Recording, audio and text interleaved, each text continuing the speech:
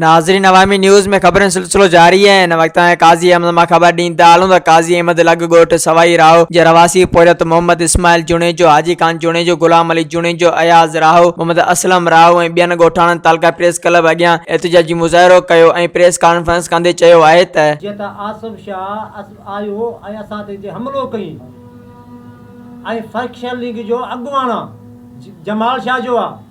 जॾहिं थाणे ते असीं आयासीं त असांजी पुलिस बि असांखां एनसी न वरिती, हू असां ते अॻु में एनसी कटाए ऐं पोइ हथियार खणी माण्हू वठी हमिलो जे कयो।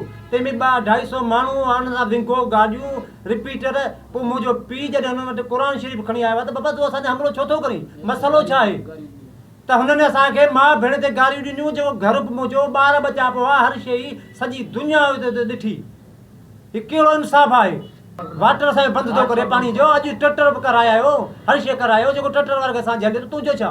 ॻोठ सवाई राहू, इंसाफ़ कहिड़ो आहे? मां जूणे जो आहे, मुंहिंजा जूणे जा विया केॾा आहिनि? साईं जन असांजे ॻोठ में पाड़े में वेठल आहिनि। अॼु जंहिं महिल मां शाम जो आयुसि पिए त मूं परे खां बनीअ ते रश ॾिठी, बिगो 2 गाॾियूं बीठियूं, कारूं बीठियूं। ऐं जॾहिं मां पहुतुसि त उते ख़बर पई त हथियार बंदनि जो जथो आसिफ शाह वठी ऐं हिन ग़रीब मिसकीननि ते चढ़ाई कई, हिननि खे मुख़्तलिफ़ गार गंद वग़ैरह कई। पोइ जॾहिं चाचो क़ुर शरीफ़ हुननि खे विधो आहे तॾहिं हू पाण मोटियो आहे।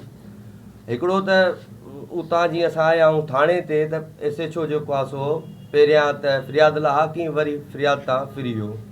ॿियो मां आला अमरदार DC AC काज़ी अहमद ऐं मुख़्तियार कार खे अर्ज़ु कंदुसि त हीअ गैर क़ानूनी ज़रई ज़मीन ते प्लाटिंग कई पई वञे।